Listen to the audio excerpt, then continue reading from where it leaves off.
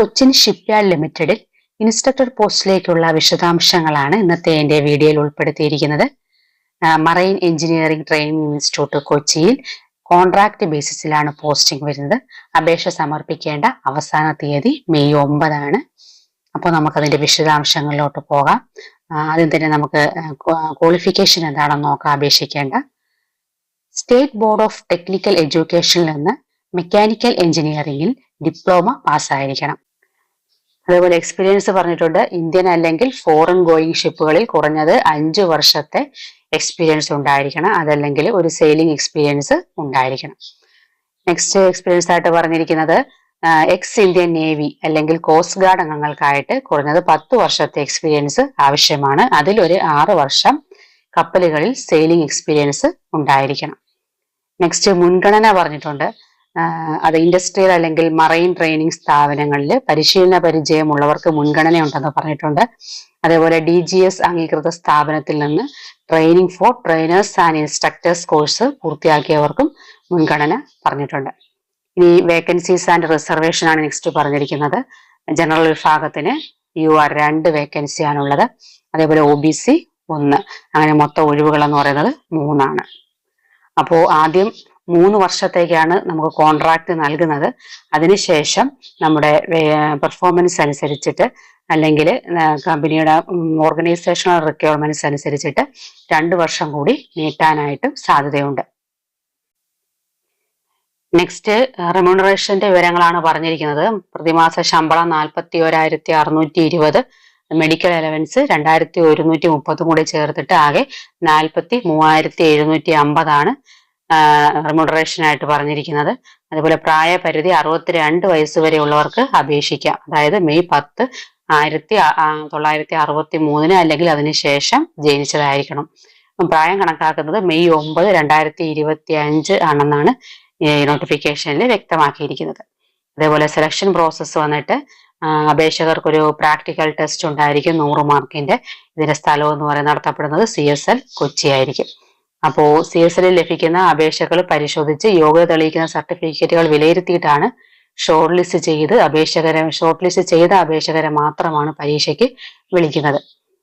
അതേപോലെ ഈ റിസർവേഷൻ സംബന്ധിച്ച വിശദീകരണം എന്ന് പറയുന്നത് OBC വിഭാഗത്തിൽപ്പെടുന്നവരാണെങ്കിൽ അവരെ നോൺ ക്രിമിലിയർ സർട്ടിഫിക്കറ്റ് സമർപ്പിക്കണം, അല്ലെങ്കിൽ അവർക്ക് അതിനുള്ള സംവരണം ലഭിക്കില്ല.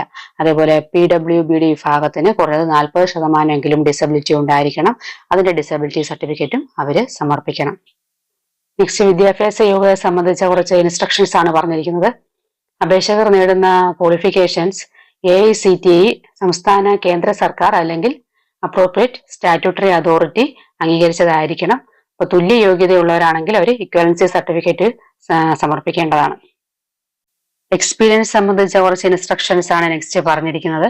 അപ്പൊ ഈ പോസ്റ്റിന് വേണ്ടിയിട്ടുള്ള എക്സ്പീരിയൻസ് എന്ന് പറയുന്നത് നമ്മൾ അപേക്ഷകര് നമ്മുടെ ക്വാളിഫിക്കേഷൻ നേടിയതിനു ശേഷം ആരംഭിച്ച ജോലികളിൽ നിന്നുള്ള പരിചയമായിരിക്കണം എക്സ്പീരിയൻസ് ആയിട്ട് വേണ്ടത്.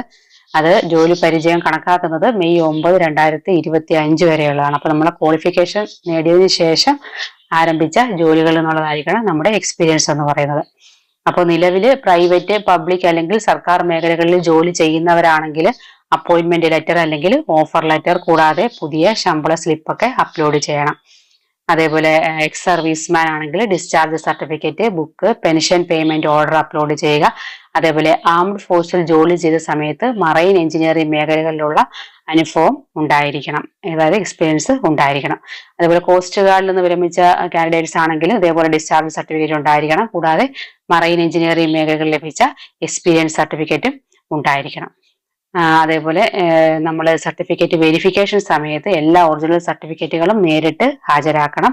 അപ്പോൾ അപേക്ഷ സമർപ്പിച്ച ശേഷം കിട്ടുന്ന യുണീക്ക് രജിസ്ട്രേഷൻ നമ്പർ ലഭിക്കും. ഇത് റെഫറൻസ് ആയിട്ട് സൂക്ഷിച്ചു വയ്ക്കുക. കൂടാതെ ഓൺലൈൻ ആപ്ലിക്കേഷൻ പ്രിന്റ് ഔട്ട്, പിന്നെ സർട്ടിഫിക്കറ്റ് ഇതൊന്നും നമ്മൾ CSLലേക്ക് അയക്കേണ്ടതില്ല.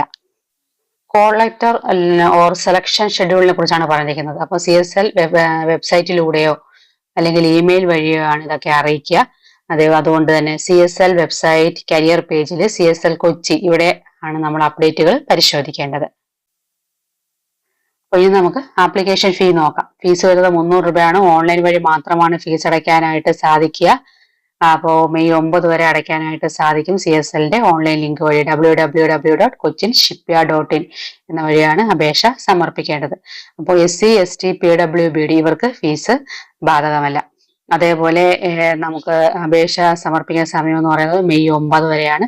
അപ്ലോഡ് ചെയ്യേണ്ട ഡോക്യുമെന്റുകൾ എന്ന് പറയുന്നത് ജനനത്തീയതി തെളിയിക്കുന്ന സർട്ടിഫിക്കറ്റ്, വിദ്യാഭ്യാസ യോഗ്യത തെളിയിക്കുന്ന സർട്ടിഫിക്കറ്റ്, അതേപോലെ എക്സ്പീരിയൻസ് സർട്ടിഫിക്കറ്റ്, അതേപോലെ PWBDക്ക് അവരുടെ എലിജിബിലിറ്റി സർട്ടിഫിക്കറ്റ് വേണം. പിന്നെ caste certificate, passport size photo, ഇതെല്ലാം കൊടുക്കുക. അപ്പോൾ അപേക്ഷയിൽ നൽകിയ വിവരങ്ങൾ കറക്റ്റ് ആണോ എന്ന് നോക്കുക. ആപ്ലിക്കേഷൻ ഫൈനൽ സബ്മിറ്റ് ചെയ്താൽ പിന്നെ മാറ്റം വരുത്താനായിട്ട് സാധിക്കില്ല. ഇത്രയും കാര്യങ്ങൾ അപേക്ഷിക്കുന്ന സമയത്ത് ശ്രദ്ധിക്കുക. അപ്പോൾ നോട്ടിഫിക്കേഷൻ ഒന്നുകൂടി ഒന്ന് ക്ലിയർ ആയിട്ടൊന്ന് വായിച്ചു നോക്കുക. അപ്പോൾ വീഡിയോ ഇഷ്ടപ്പെട്ടു എന്ന് വരുന്നു. ഇഷ്ടപ്പെട്ടെങ്കിൽ ലൈക്ക് ചെയ്യാനും ഷെയർ ചെയ്യാനും സബ്സ്ക്രൈബ് ചെയ്യാനും മറക്കരുത്.